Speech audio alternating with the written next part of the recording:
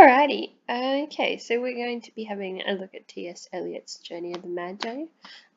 It was composed in 1927, which is also the year of T.S. Eliot's religious conversion.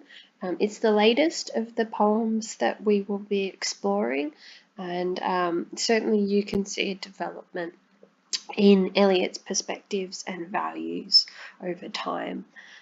So we will be having a little look. We'll need to delve into some biblical stories for you to understand the imagery. We'll need to look at some of the significant changes in Eliot's life, and then we'll have a look at the poem overall, some of the ideas, the forms and structures within it.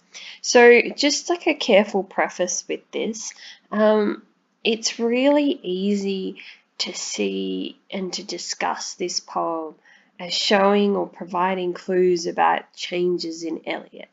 Just to be really clear, the focus of this module, critical study, is about how language forms and features convey ideas, and it's really on critical analysis and evaluation. So I really caution you against making an argument where you're only analysing how this poem represents Eliot's life. You'll find that you really limit yourself and you limit your argument. Certainly you could perhaps bring in aspects of Eliot's life, but I actually think there's a real caution on doing that you can limit yourself. Okay, so this little fuzzy picture that you can see here is a representation of the biblical nativity.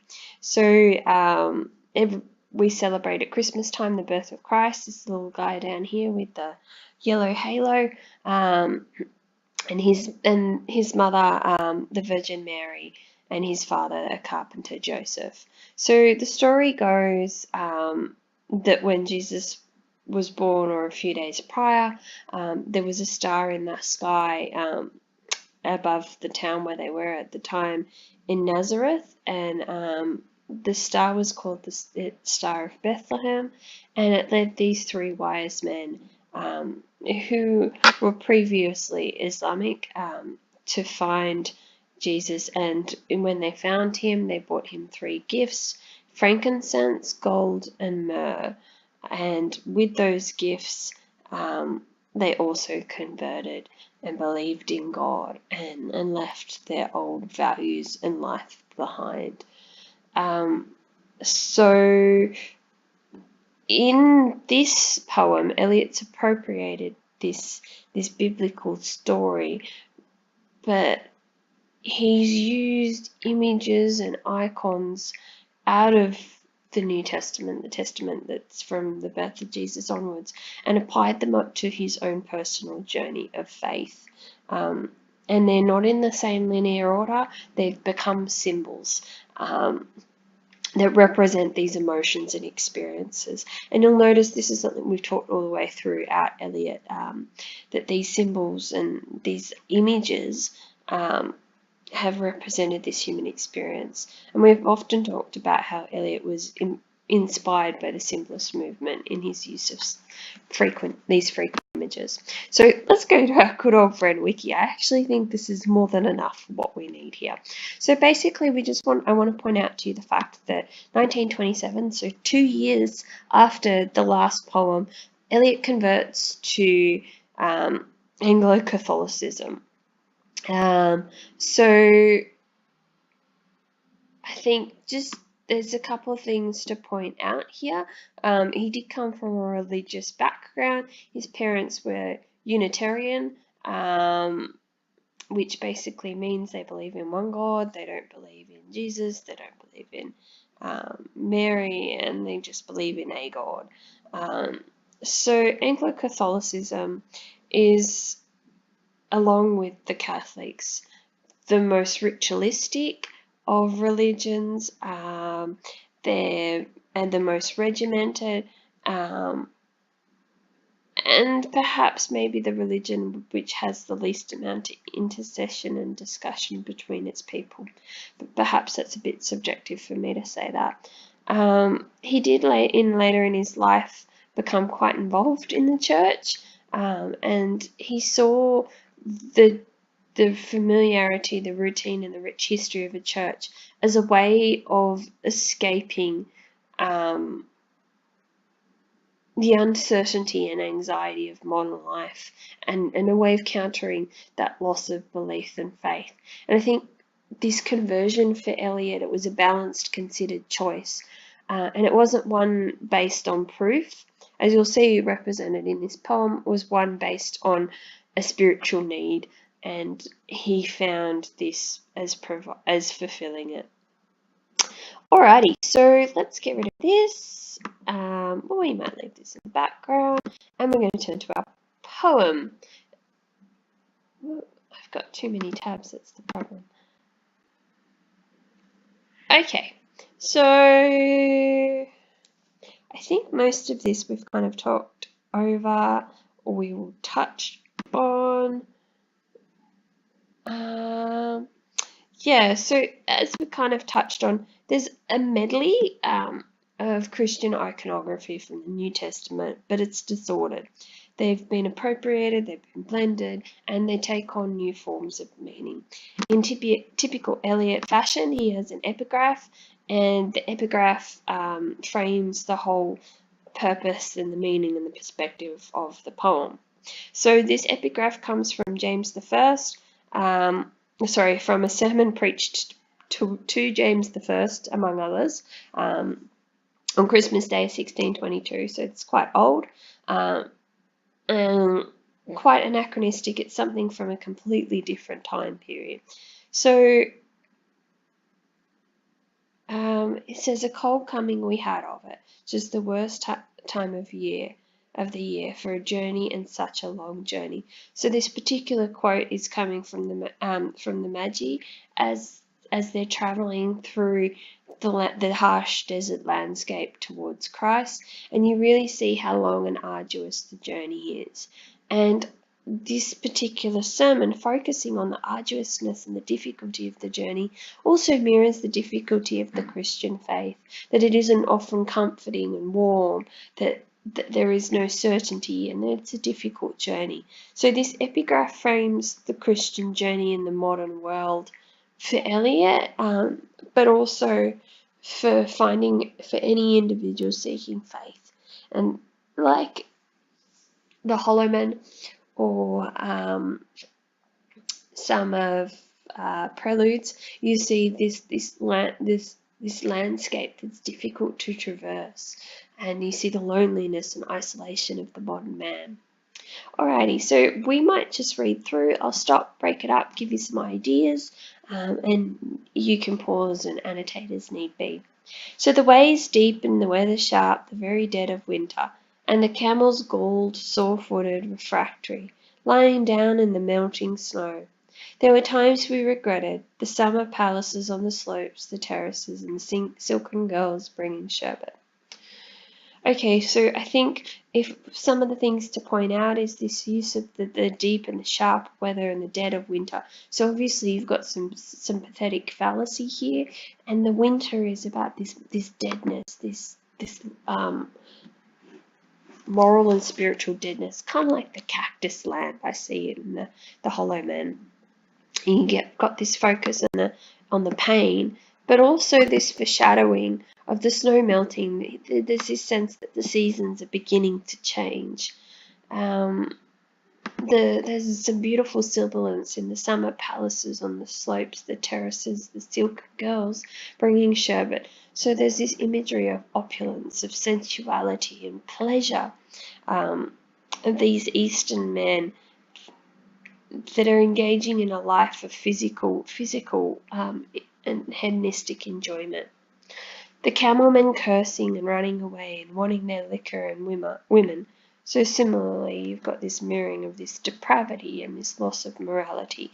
And that's certainly evident in many of the poems that we've studied. In particular, Prufrock comes to mind at the moment.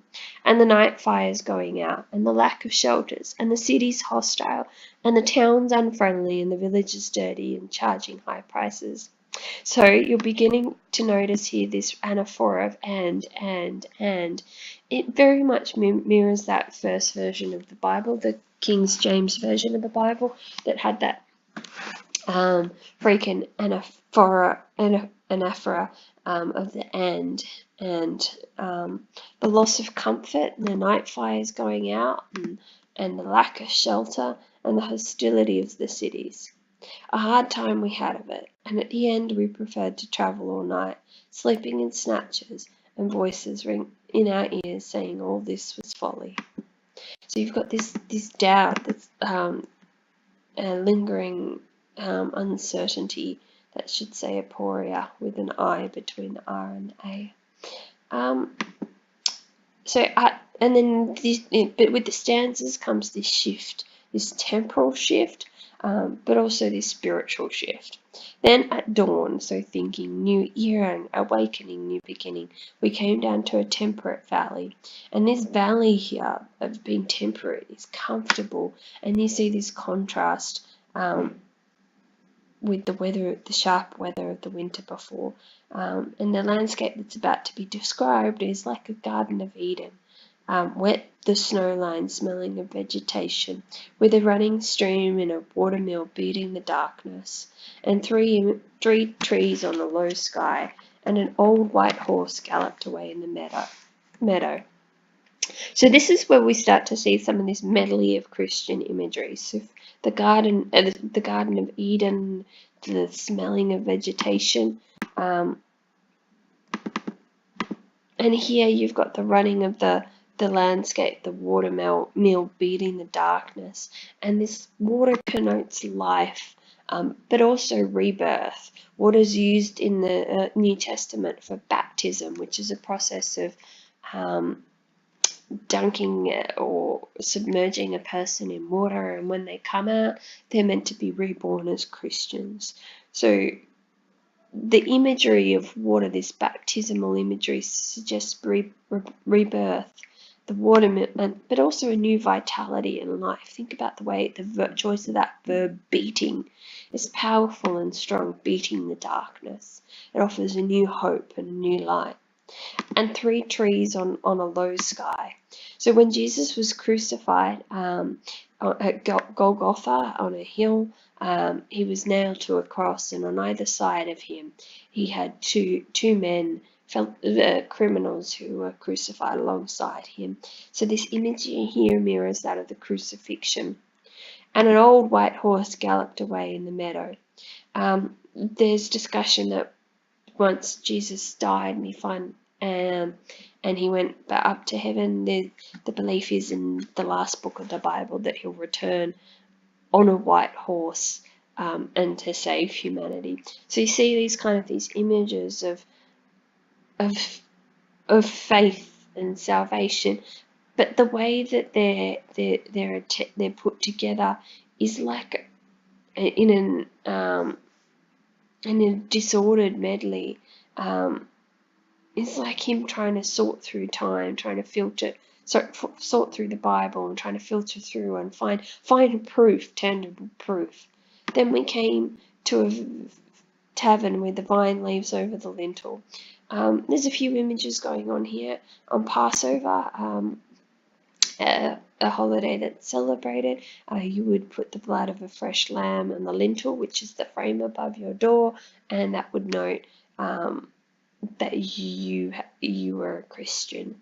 Vine leaves, most likely a reference to Jesus talking, or a quote that came from Jesus allegedly, that said, "I am the vine." Yeah, alright. So 6 hands at an open door dicing for pieces of silver. It's also known that Christ was betrayed and sold by one of his followers named Judas for a silver, and that eventually the soldiers who were keeping him, they gambled for who would get his clothes, and the feet kicking the empty wineskins. So another Christian ritual, that you would drink wine and you would eat some bread, and it would be drinking and eating from the blood of Christ. So it was a sign of solidarity. So as mentioned, this was a lot of layering of images,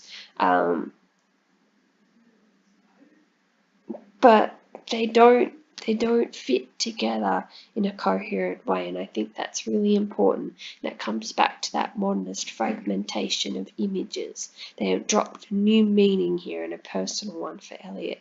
I think it's interesting to note that the wineskins are empty. There isn't that sense of fulfillment in these biblical narratives that one might hope for. And then you look at this conjunction here, but there was no information, and we continued and arriving at evening, not a moment too soon. So there's this disappointment, this turning away, and realizing that in these biblical stories there's nothing to prove it. Alright, so with this, and finding the place, you might say, these parentheses here, it's a bathos, it's an underwhelming experience, satisfactory. And look at the way that parentheses breaks up that, creates an ellipsis in that sentence there. There's a pause and satisfactory.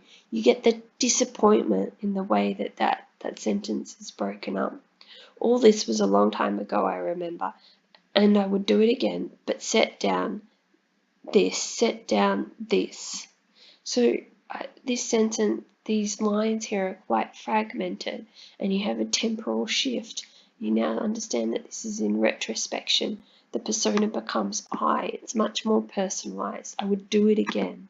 There's this reaffirmation of the decision to convert. But set down this.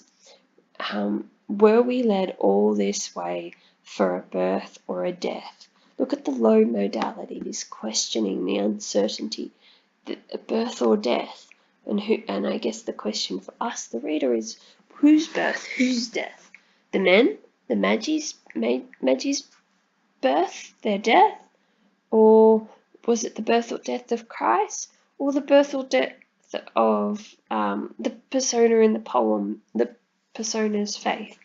If there was a birth, certainly, and we had evidence and no doubt, had seen birth and death, but thought they were different. This birth, the birth of their faith, was hard and bitter agony for us, like death, our death. So once again, there's this notion of it being painful, hard and bitter agony. Look at that verb choice, agony, and those adjectives, hard and bitter. It's not this typical representation of a religious conversion as being a euphoria.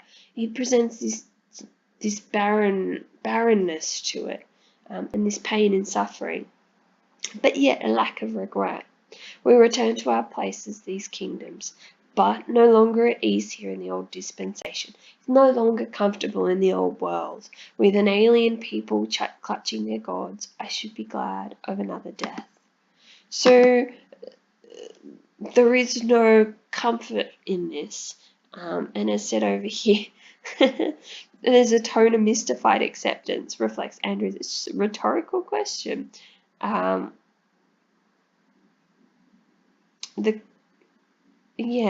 So you get a sense that the Magi have changed their values, they've changed their perspective, but it hasn't made their life any easier.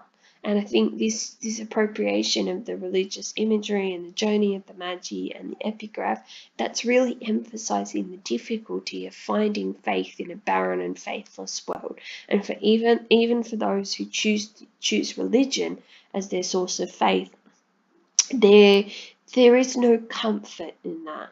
No euphoria, no Edenic salvation. So I think that's a really integral part to Eliot's pieces. The challenge for you guys will be to, and also the richness of discussion, is thinking about how this poem fits in with the other poems that we've studied before.